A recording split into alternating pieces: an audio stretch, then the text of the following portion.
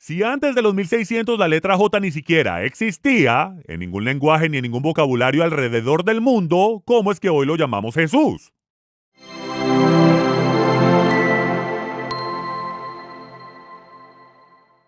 La perspectiva cristiana moderna está 2000 años y miles de kilómetros alejada de la cultura de Israel del primer siglo. Esa es la razón principal del por qué es extremadamente difícil de entender la importancia y significado del Evangelio del Reino que Jesús enseñó. Vemos el mundo desde una perspectiva limitada en el transcurso de la vasta historia mundial. Pero para entender el ministerio de Jesús en el contexto de lo que significaron sus enseñanzas para los judíos de su época, a los que fueron criados con las instrucciones de la Torá y estuvieron sujetos a los diversos sistemas religiosos que dominaban al Israel del primer siglo, necesitamos ver los eventos registrados en los evangelios desde su perspectiva.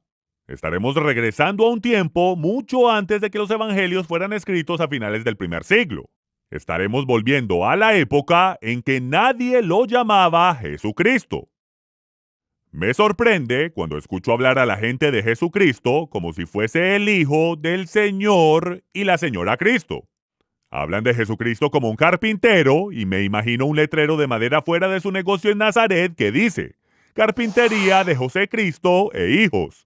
Eso no tiene ningún sentido porque en la versión griega de los evangelios, él es llamado un tectón, un constructor técnico. Y construían con piedra en aquellos días. La madera era escasa y se utilizaba para formas y andamios temporales, pero no para la construcción.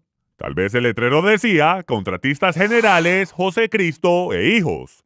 Los peregrinos trajeron con ellos la Biblia de Ginebra de 1560, cuando comenzaron su colonia en el Nuevo Mundo.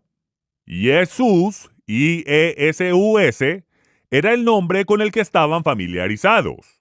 Y en el nombre de Jesús oraron y recibieron el milagro que les salvó la vida. Cada día de acción de gracias celebramos su rescate por Escuanto, un esclavo indígena nativo americano libre que regresó al continente como un cristiano que fue introducido a Jesús por su amo anterior en Inglaterra. Cuando la letra J se añadió en el alfabeto inglés, se colocó después de la letra I. La I se pronunciaba como una vocal, I, y la J se pronunciaba como una consonante dura, Y, Y.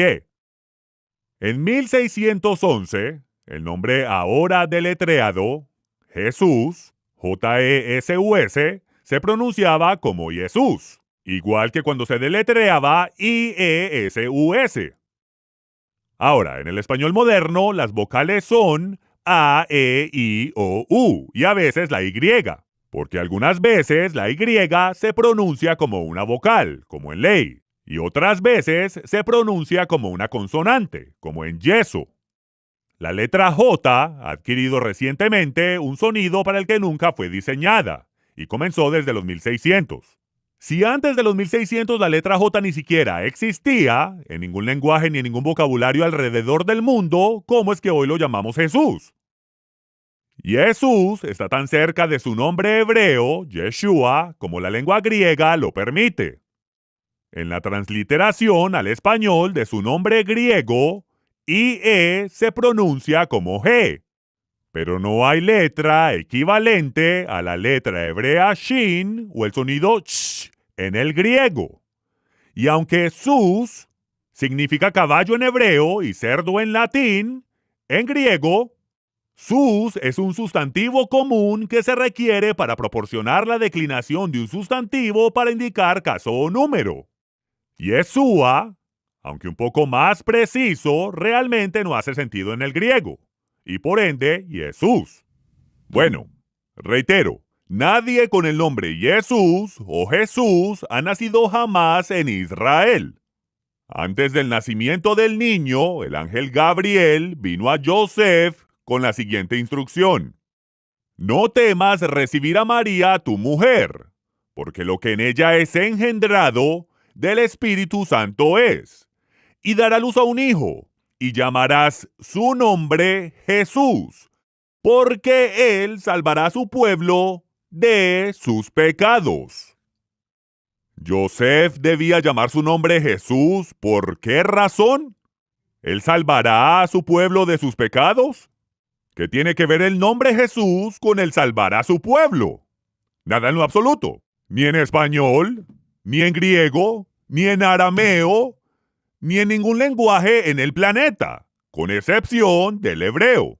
En Génesis 3:20 leemos: y llamó a Adán el nombre de su mujer, Eva, por cuanto ella era madre de todos los vivientes. Eso no hace sentido en español. Pero en hebreo es una forma de hablar común del lenguaje, un juego de palabras. Él llamó su nombre Java porque fue la madre de todos los Jai. O en español sería: Adán la llamó Vivi porque fue la madre de todos los vivientes. En el siglo II, Papias, un discípulo del autor del Evangelio de Juan, declaró que Mateo escribió su evangelio en el lenguaje hebreo y varios hicieron su mejor esfuerzo para traducirlo. Historiadores de la iglesia primitiva reconocen ese hecho en sus escritos, y Eusebio, el obispo de la corte de Constantino, dijo que él vio una copia del Mateo hebreo, pero no pudo leerla. Se pensaba que todas las copias del Mateo hebreo habían sido expurgadas bajo el sangriento reinado de Diocleciano, pero sobrevivió inesperadamente en los archivos secretos de escribas judíos. Hasta la fecha, se han encontrado un total de 28 copias de los manuscritos del Mateo hebreo entre antiguos manuscritos judíos dispersos alrededor del mundo. El antiguo Mateo hebreo cuenta una historia que no se puede apreciar en las traducciones del arameo o del griego del libro de Mateo. Y en el momento en que Mateo finalmente se tradujo al español, la importancia de su nombre se perdió por completo. Las instrucciones del ángel Gabriel a Yosef en el antiguo Mateo hebreo dice: llamarás su nombre Yeshua porque Yoshia. Las palabras él salvará son una sola palabra en hebreo, Yoshia.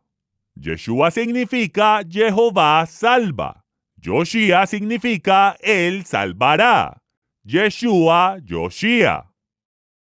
A partir de este momento, vamos a llamarlo por el nombre que le fue dado por el Todopoderoso, no por el nombre dado por los griegos, los españoles o por aquellos que pronuncian mal la letra J.